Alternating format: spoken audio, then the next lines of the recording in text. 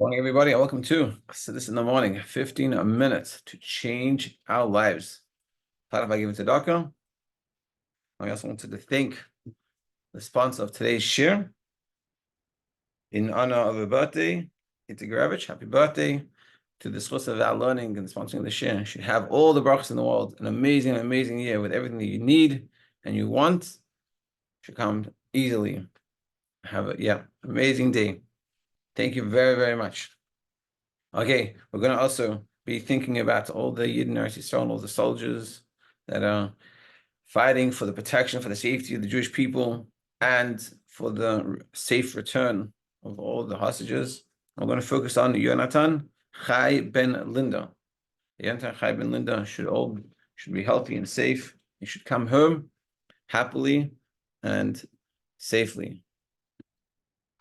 Okay, now we're going to sort of switch gears to what we've been talking about basically for most of this Kuntres. Very interesting. So we're going to discuss today, we're going to start talking about the opposite side of everything, which is the shtus of Kedusha. And what does it mean? And let's understand a little bit. Very interesting subject. Okay, Maimon Chavav, page 369 in this Sefer.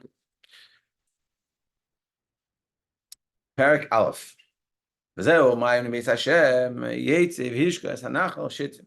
exactly the same beginning of the whole Maimer. We started right in Aleph.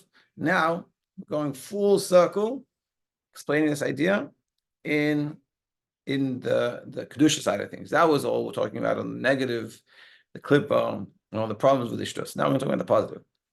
This is what it means. A wellspring from the house of Hashem went out and watered the Valley of Shittim. So what does that mean? There's also in holiness shtus. A lot of us know this already because we learned Basilagani. But this was before Basilagani. And so he's saying that there's a shtus, there's a Kedusha version of shtus. Shtus, it technically translated as folly. But folly, what does folly mean? In simple English, it means like stupidity, illogical, maybe things like that.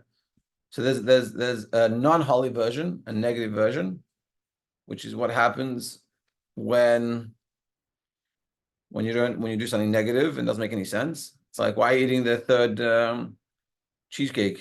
It's like one wasn't enough.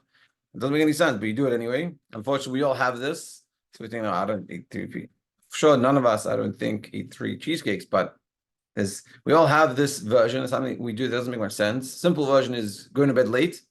It's gonna make us have a bad day or a hard day tomorrow because we're tired. We still manage. That's true. It's not logical.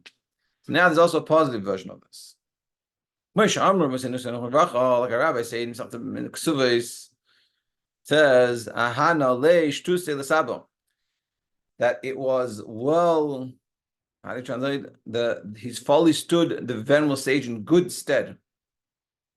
Meaning in the story goes that there was by a wedding, and one of the sages was dancing a little bit out of the ordinary.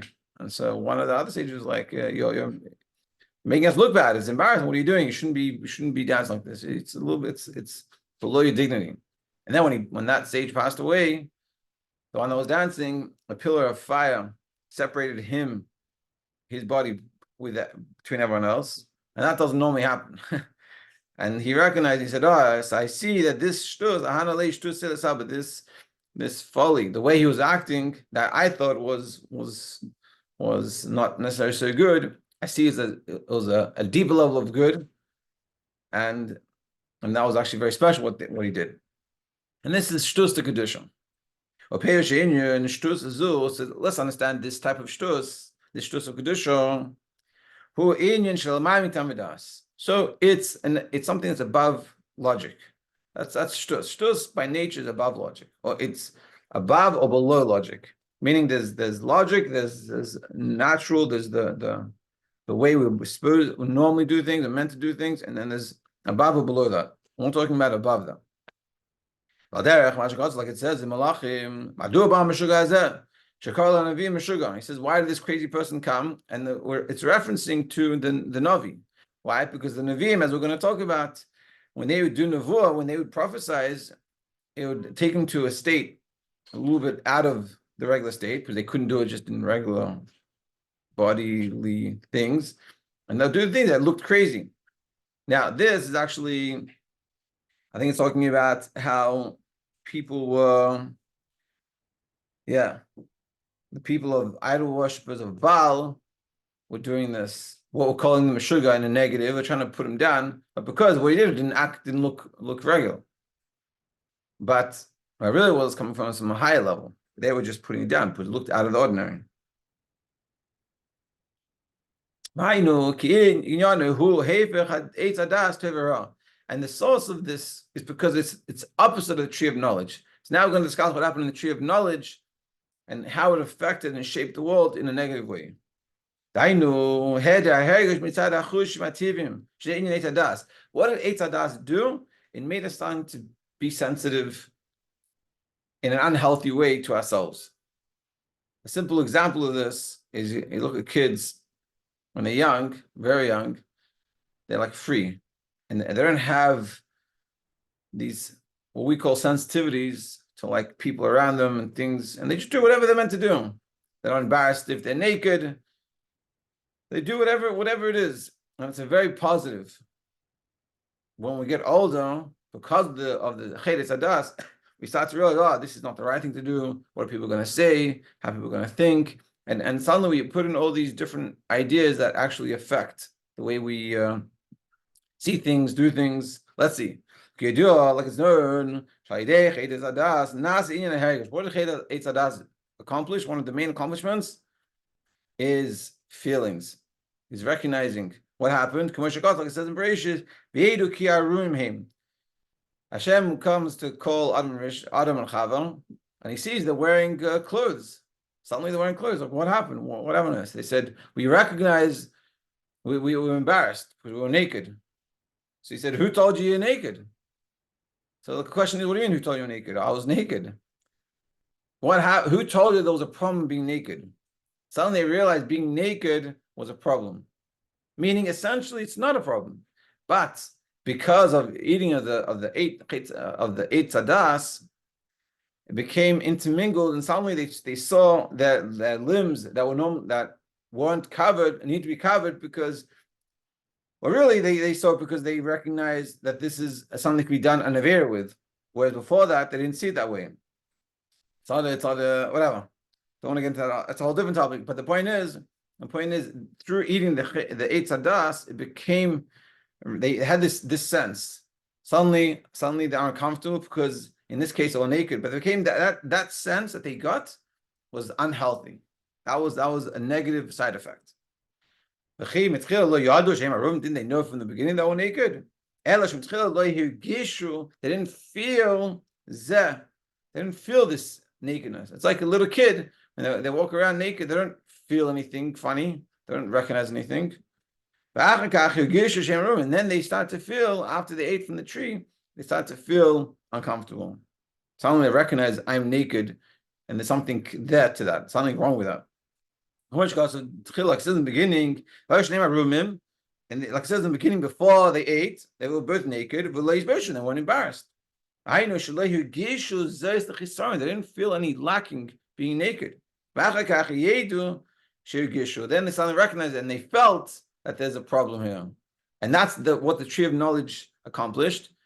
But it's a negative thing, and now we're going to explain that the Rambam brings down. Like it brings down Moreh Nevuchim. Moreh Nevuchim, essentially, it's like a book that Rambam was arguing or discussing with someone about Yiddishkeit and all these questions that he had.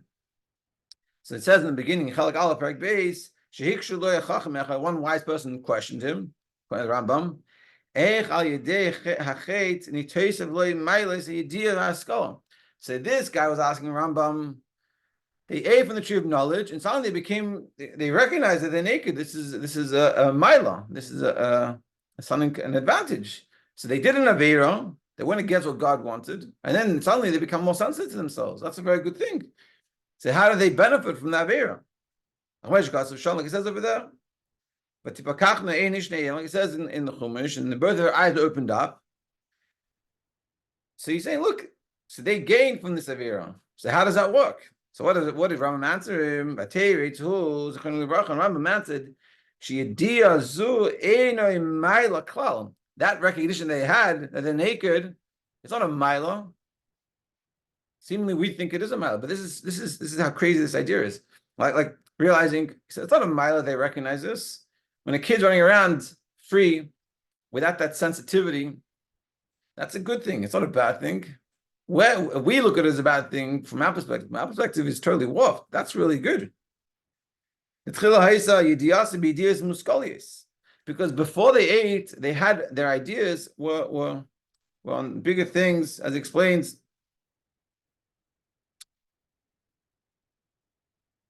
Yeah. As first, Adam's knowledge is intellectual, meaning they didn't think about. Yeah, the way I'm understanding this is they didn't think about it in terms of themselves. They were totally removed. They had, so to speak, bittul. Nothing got to do. They didn't think about things in terms of themselves. Like let's say you're in a classroom and you have a question. So you don't. A lot of time, what do? We don't ask the question. We think to ourselves, how am I going to look if I ask this question? Is this question is it a good enough question to ask? Or is it not a good enough question? That type of thing, I think, is what we're talking about. That's what happened by Chedet Adas. Suddenly we start to be self-aware. And suddenly, like, hey, how am I going to look? What are people going to think of me? What's the perception of me? And that's not a healthy thing. Although we all have this, and we think to ourselves it's a very big mile up because we can figure out how to be a mensch, look nice and proper, and things like this, and act in a certain way. But it's not really a mile. I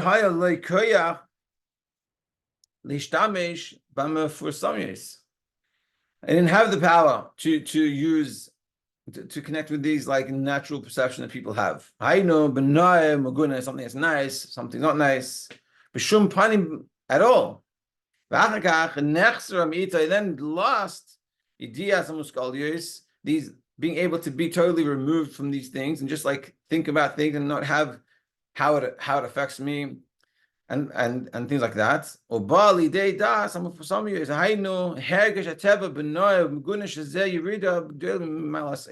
happened was, and through eating from the Eitz Hadas, I started to recognize and feel things that are good, things not bad. Another simple example is you can eat because it's healthy for you. I'm saying you choose what's healthy, but then you eat like, oh, it doesn't taste good. Before the Chet, they ate whatever was healthy. After the Chet, I don't like this. It doesn't taste so good.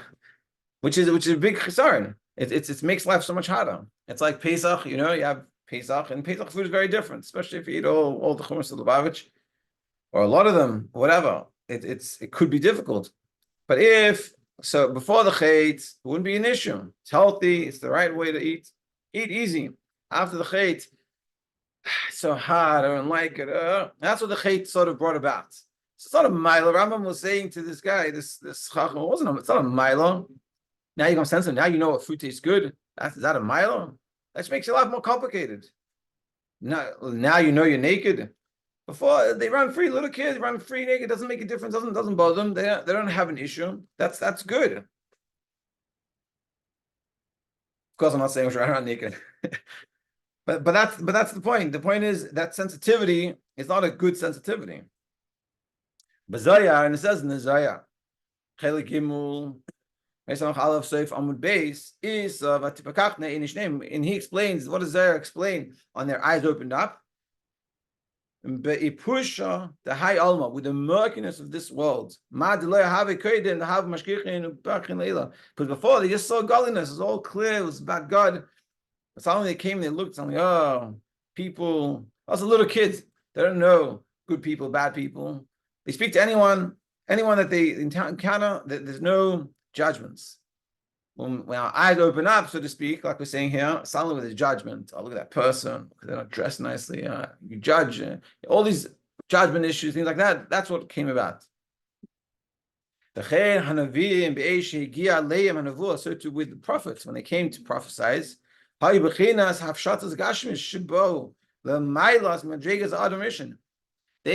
suddenly removed, a lot of them removed their clothing, and we're going to explain later, could also be not just like physically, but more like more spiritually. And then they got to the level of Adam Rishon before the Chet. Just like we're talking about the little kid that doesn't feel anything. So to that same level, but on a proper, deeper level, like Adam Rishon before the sin. Totally nullified from that natural perception of things, like embarrassed being naked, and they'll totally remove from that on a way higher level. Based on the Vosam, this is the idea of removal of their clothing in the time of their prophecy. Like it says by Shaul in Shmuel, by Yavshet Gam, who has begotten, he also removed his clothing, but he's Navi, and he prophesies. So for us, we say it's so weird. You're going to prophesize, be naked.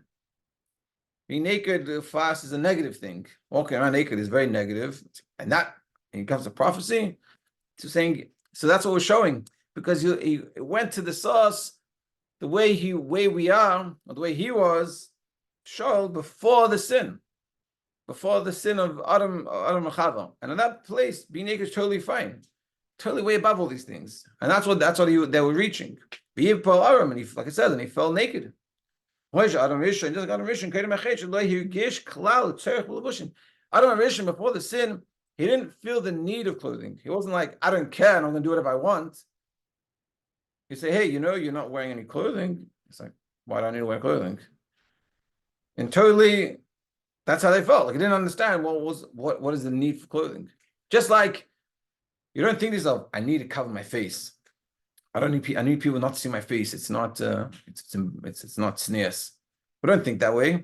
That's how he thought. But it was everywhere. When they were prophesying, when they got to the level of Nevuah, they didn't recognize the issue of clothing. Because of the lack of that feeling of nature of the physical world. And also in a deeper level, what does it mean? Removal of the clothing is removal of the sensitivities of the world around them.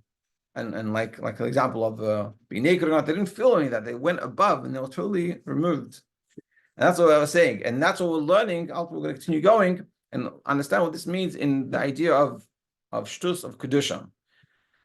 They can reach this level above and beyond, and that level, everything is clear, but it's not even logical. It's above logic. It's just clear and straight and obvious.